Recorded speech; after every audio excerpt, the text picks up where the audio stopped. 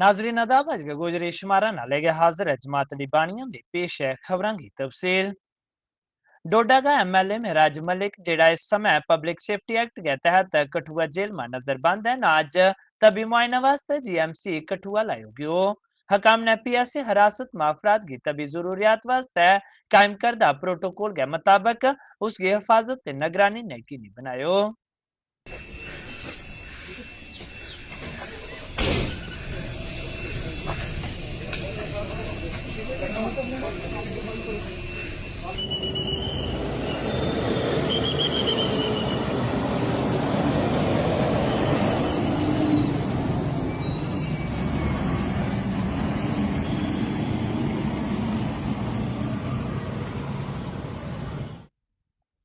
National conference का senior रहनमा ते MLA Shamima फिरदौस ने पीडीपी सदर महबूबा मुफ्ती पर सख्त हमलों करता हुआ दावो किया कि जम्मू कश्मीर का लोग हूं उन्ना ना ते माफ करेंगा ते ना ही कबूल करेंगा।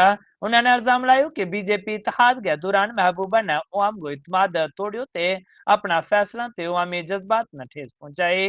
उन्होंने क्योंकि रियासत का रायदंदगान हुन काबिल इतमाद सदारत की तलाश में है। उन्होंने इल्जाम लाया कि महबूबा ने नौजवानों पर खिलाफ बदसलूकी को इस्तेमाल की हुआ है।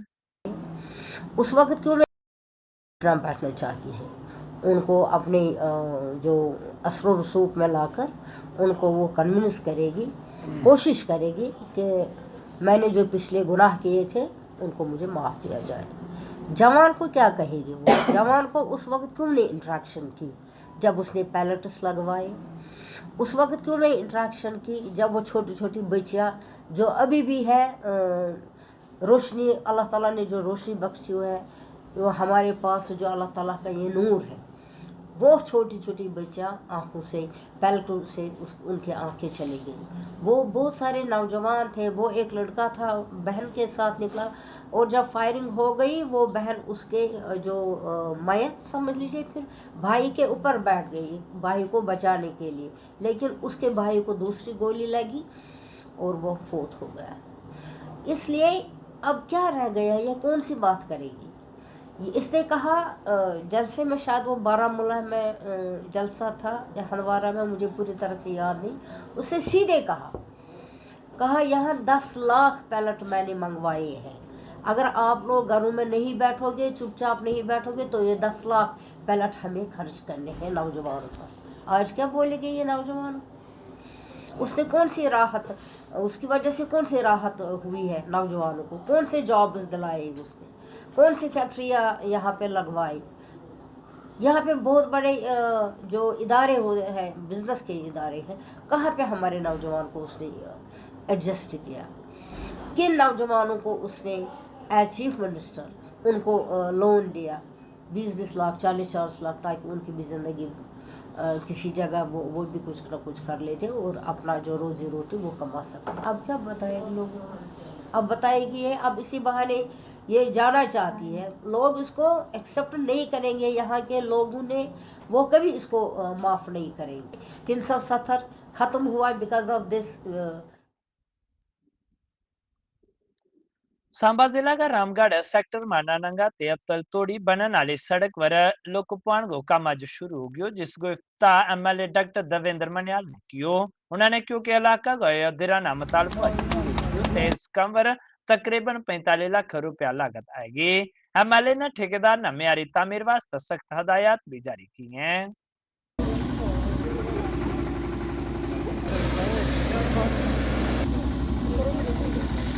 रामगढ़ का ये नंगा गांव है, यहाँ हम खड़े हैं। इस गांव से दूसरे गांव को जोड़ने के लिए जो छन्नी फतवाल अस्पताल के पास है, इस लिंक को जोड़ने के लिए आज पीएमजीएसवाई की तरफ से यहाँ पर ब्लैक टॉपिंग का काम शुरू किया गया है।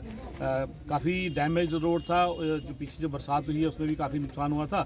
तो ये लगभग 45 लाख की लागत से ये 3-3.5 किलोमीटर का जो स्ट्रेच है, इसको आज ब्लैक टॉप किया जाएगा। मेरे साथ यहाँ के हमारे सरपंच भाई तेजेंद्र जी, हमारे ओबीसी मोर्चा के अध्यक्ष जिला के बिंदर जी, हमारे सतीश जी और हमारे विद्या राणा जी, बाकी सभी भारतीय जनता पार्टी के साथी, अमरीक जी और उसके साथी पूरे सबने मिलकर आज इस काम की शुरुआत की है।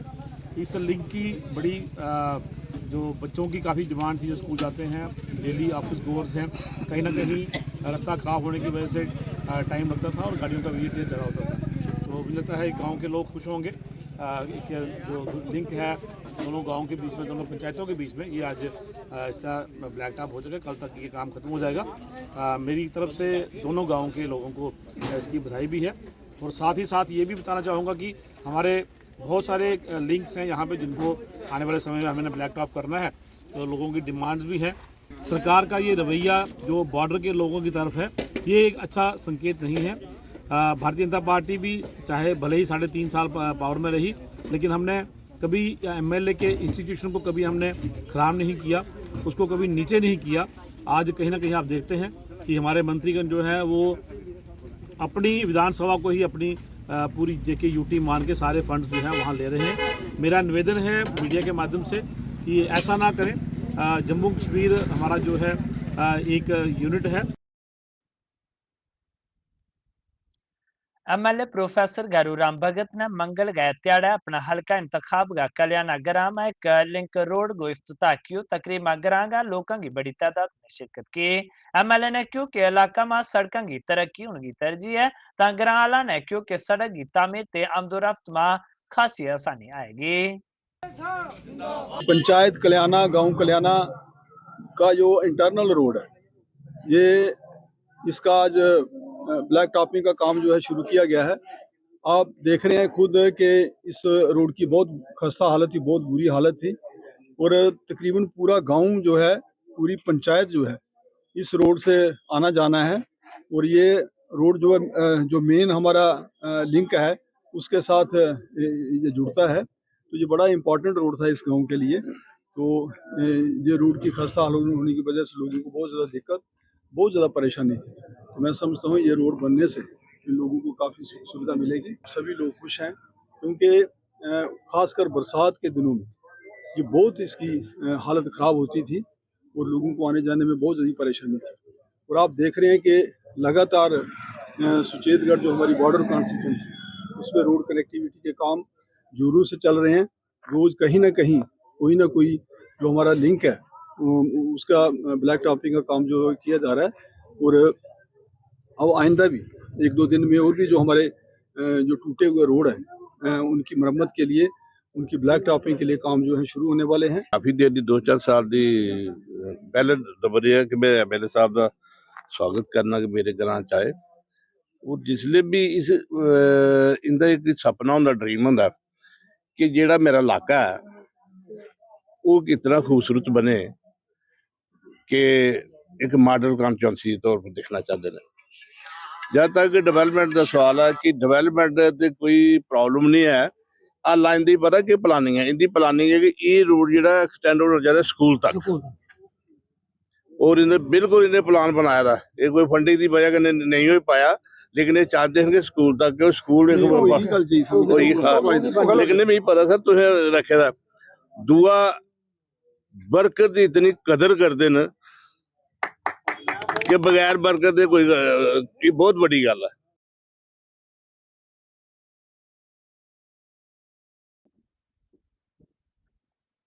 शिवसेना यूबीटी ने श्री माता वैष्णो देवी श्राइन बोर्ड से अपील की है कि वे वैष्णो देवी जाने वाला यात्रियों वास्ते मुफ्त ट्रांसपोर्ट को बंदोबस्त करें। आज एक प्रेस कॉन्फ्रेंस से खिताब करता हुआ तंजीम का सदर मनीष सहनी ने क्यों कि श्री माता वैष्णो देवी का दरगाह पर करोड़ों रुपयों का नजराना पेश किया जाए, ता इस वास्ते यो बोर्ड की जिम्मेदारी है कि वे यात्रियों की सहूलियत न यकीनी बनाए। उन्होंने मजीद क्यों कि इससे रेस्टोरेंट ते ढाबा मालिका की मनमानी में कमी आएगी, जबकि जायरीन ना भी फायदा होगा। पंजीकरण को लेकर जो है 24 आवर की सुविधा दी गई, जिसकी जो है हम उसकी प्रशंसा भी करते हैं, उसकी सराहना भी करते हैं। मगर कहीं ना कहीं आज भी श्राइन बोर्ड जो है व्यवसायीकरण को लेकर और कहीं ना कहीं श्रद्धालुओं को लंगर व्यवस्था को लेकर जो है अपना हाथ खींचे बैठा हुआ है। देखिए, अगर हम श्राइन बोर्ड के चढ़ावे की बात करें तो बड़ी गर्व से कहा जाता है कि इस बार 2024 से जनवरी 2025 के अंदर लगभग 172 करोड़ यानी 171.93 करोड़ का जो है माता वैष्णो देवी को एक रिकॉर्ड चढ़ावा मिला है। तो इस चढ़ावे के साथ मुझे लगता है कि कई जगह पर श्री माता वैष्णो देवी श्राइन बोर्ड अगर चाहे तो श्रद्धालुओं की जो है लंगर की व्यवस्था कर सकता है। जम्मू की अगर बात करें तो आपको मालूम है कि जम्मू के अंदर श्राइन बोर्ड के जो है 3 धाम है जो रेलवे स्टेशन के बिल्कुल करीब हैं। सरस्वती धाम है, कालका धाम है, वैष्णवी धाम है। तीनों में सैकड़ों यात्री जो है वो रोजाना आकर ठहरते हैं और अगर पीक आवर्स हो तो मुझे लगता है लगभग 1000-2000 यात्री भी जो है वहां पर ठहरने की वहां पर सुविधा है। मगर बहुत ज्यादा दुख होता है, श्रद्धालु भी लगातार हमारे से अपील कर रहे हैं, हमारे साथ संपर्क के अंदर है, नाराजगी भी वो जताते हैं कि वहां पर तीनों धामों में कहीं पर भी जो है वो लंगर की सुविधा नहीं है। निशुल्क लंगर की मैं बात कर रहा हूं, जिसको लंगर कहा जाता है। हाँ, कालका धाम में एक भोजनालय जरूर बनाया गया, मगर वहां भी जो है बड़ा छोटा सा भोजनालय है। वहां भी कुछ किफायती दाम मैं जरूर कहूंगा कि 90 रुपए में एक वेज थाली जो है वहां पर श्रद्धालुओं को जो है वो परोसी जाती है। तो हमारी तो मांग है कि ये निशुल्क पूरी तरह से जो है वो लंगर की व्यवस्था होनी चाहिए। दूसरा जो आज सबसे बड़ा ऑब्जेक्शन है जिसको लेकर हमने जो है जो सीईओ हैं श्री माता वैष्णो देवी श्राइन बोर्ड के, उनके नाम का एक ज्ञापन भी सौंपा है कालका भवन के अंदर, जो मैडम जनरल मैनेजर बैठते हैं इनके। हमारा ऑब्जेक्शन है कि वहां पर आपको मालूम है कि वैष्णवी धाम है और वैष्णवी धाम के बाहर, वैष्णवी धाम के अंदर ही यानी उसका रास्ता बाहर की तरफ है, एक निजी रेस्तरां को जो है वो जगह दे दी गई है। और हमें भी जो है लगातार पिछले कई महीनों से शिकायतें मिल रही थी कि वह निजी रेस्तरां द्वारा जो रेस्टोरेंट खोला गया है उसमें श्रद्धालुओं को जो व्यंजन परोसे जा रहे हैं उसमें मनमानी लूट जो है वो मचा रखी है और श्राइन बोर्ड की तरफ से जो है कोई किसी तरह का उनके ऊपर एक्शन नहीं लिया गया। जहां तक हमें श्रद्धालुओं से जानकारी मिली है कि वह श्राइन बोर्ड के अधिकारियों को कई बार इससे अवगत करवा चुके हैं मगर किसी तरह की कार्रवाई नहीं की गई। और शिवसेना ने अपनी तरफ से भी एक प्रस्ताव रखा है कि हम खुद भी श्रद्धालुओं की सेवा करना चाहते हैं। अगर श्राइन बोर्ड हमें वहां पर स्पेस अलॉट करवाता है तो हम वहां पर शिवसेना जो है मात्र 20 रुपए में जो है भरपेट भोजन अपना जो है प्रस्ताव हमने लिखित के अंदर दिया कि हम तैयार हैं श्रद्धालुओं को भोजन कराने के लिए, उनकी लंगर। कुलगाम जिला बीजेपी यूनियन ने डाक बंगला में एक त्याड़ाबार वर्कर्स मीटिंग मुनक्किद की, जिसकी सदारत जिला सदर फारूक अशमोजी ने की। सीनियर लीडर ने वजीर आजम नरेंद्र मोदी की सदारत के तरक्याती इकदाम की तारीफ की। इजलास में सैकड़ा की तादाद में नमा कारकुना खासकर ख्वातीन की बड़ी तादाद ने शमूलियत अख्तियार की, जिससे पार्टी की निचली सतह व तंजीमी ढांचा मजीद मजबूत हुएगो। ये रेस्ट में किया या गांव में किया या शहर में किया है, कहाँ कहाँ हमने किया, तो उन्हीं प्रोग्रामों का ये फल है।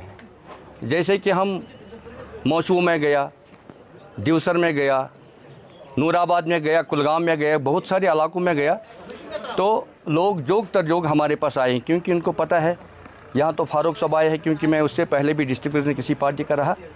तो लोगों ने सोचा कि ये उन्होंने उससे पहले भी काम अच्छा किया, इंशाल्लाह मस्तान ये बीजेपी में आया है, लोग तो जोग दरजोर हमारे पास आए, यही फल है। तो पता है सरकार वनकन प्रेजेंट सरकार नेशनल कॉन्फ्रेंस इन लुको पूरा मंडेट दित शान बा शान यम वनकस तकरीबन 51-48 सीट दिस यमो फुल मंडेट दिथक यमो दित लको कर्मु से तम सातन वाद कि दिमो तय 12 सिलेंडर गैस, दिमो तय नौकरी 2 लाख, करो कम, दिमो तय नौकरी, करो मतलब बाकी तो पानस पता यून मैनिफेस्टो क्या है, सोचे किस घर घर में वो पता है, हर किसी को वो पता है उन्होंने क्या कहा।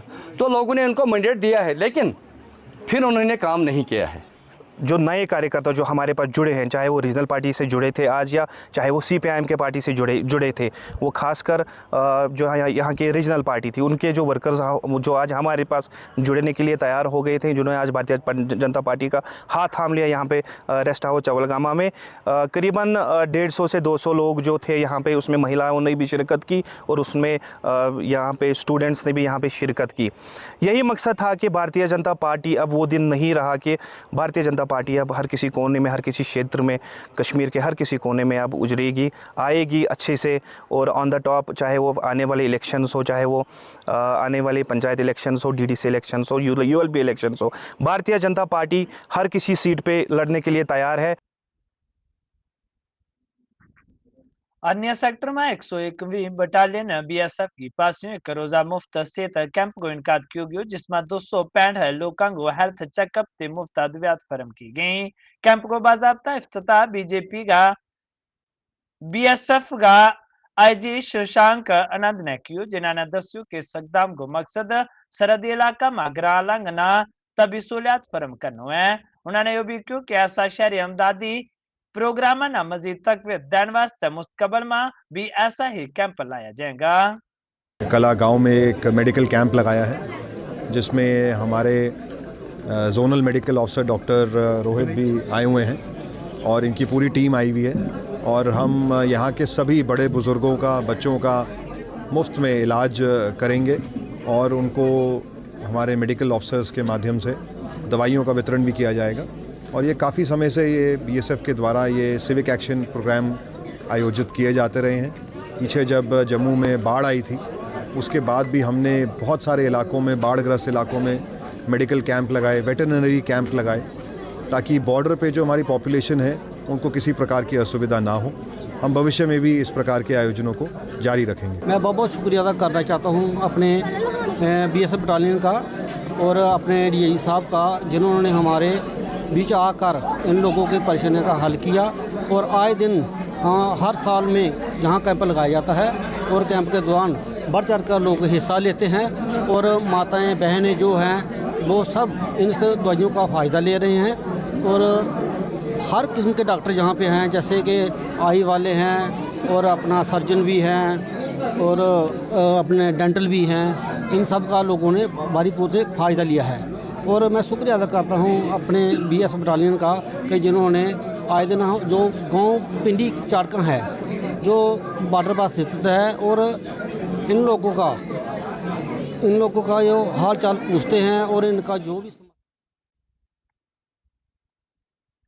ड्राइवर कंडक्टर यूनियन ने पीर ना एक प्रेस कॉन्फ्रेंस की जिसका सदर सरदार परमजीत सिंह ने क्यों कि वे दुख भरिया दिल के नाल गल कर रहे हैं। उन्होंने इल्जाम लाया कि रजौरी पुंछ रूट पर चलन वाला निस्बत से ज्यादा टेम्पो मुसाफिर बगैर इजाजत के कम कर रहे हैं जिससे मकामी ट्रांसपोर्टरों का कारोबार पर शदीद असर पै रही है ते बार बार नाकामी को सामना करना पै रही है। यूनियन ने जम्मू ट्रांसपोर्ट कमिश्नर रजौरी पुंछ का एआरटीओ हकाम से सख्त कार्रवाई करने की अपील की है। उन्होंने खबरदार की कि अगर इंतजामिया ने तोला मदखलत ना की तो यूनियन 19 तारीख ना रोड ब्लॉक करने पर मजबूर हो जाएगी। ये जो टेम्पू ट्रैवल वगैरह चल रहे हैं जम्मू से पुंछ जोरी की तरफ और बुद्धल बकोरी ख्वास, इन्होंने इतना धांधली डाली हुई है कि हमारे बच्चों की टोटल जो रोजी रोटी थी वो पूरी इन लोगों ने छीन ली है।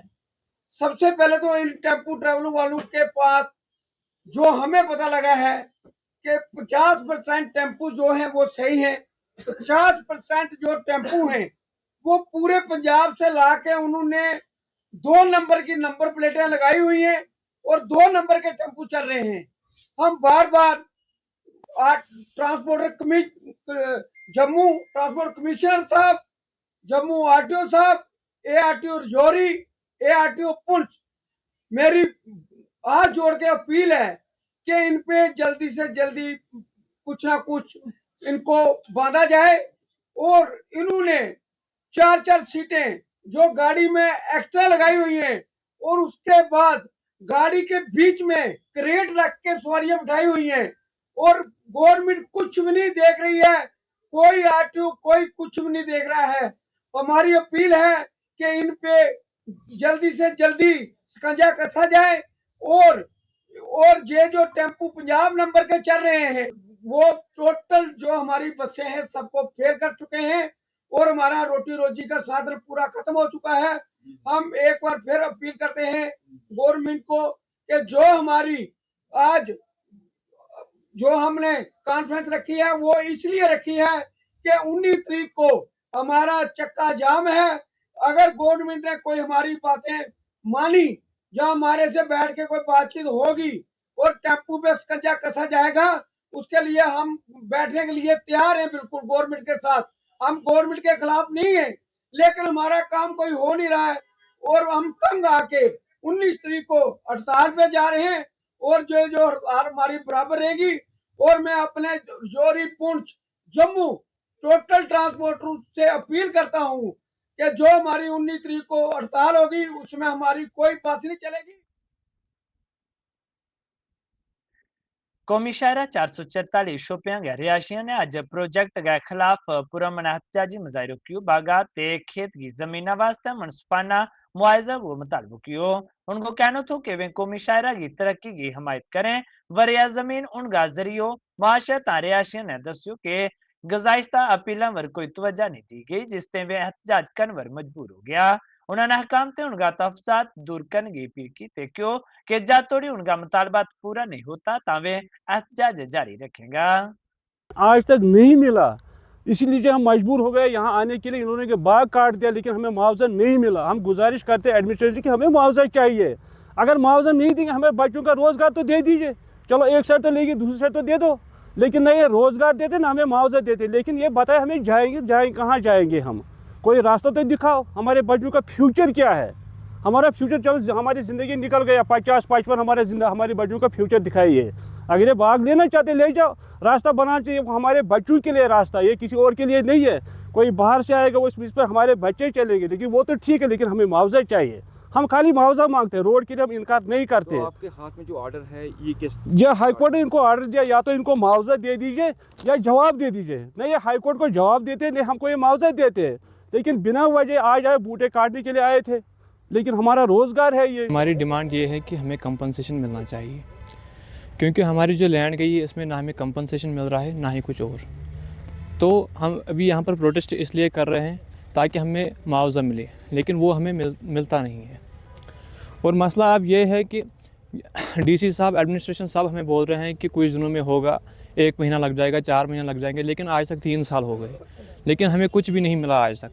हमारी फ़ाइल पड़ी है डीसी ऑफिस में, हाई कोर्ट से भी हमारा एक आर्डर निकला है कि या तो इनको कंपनसेशन दीजिए या इनको कोई जवाब दीजिए, लेकिन हमें कोई जवाब भी नहीं दे रहे, ना ही कंपनसेशन। अब बस हमारी डिमांड ये है कि हम इसी पे डिपेंडेंट हैं। हम जो शोपियान के पीपल हैं, हम बस इसी पे डिपेंडेंट है। जो सेब है बस यही हमारा रोज़गार है और कुछ नहीं है। तो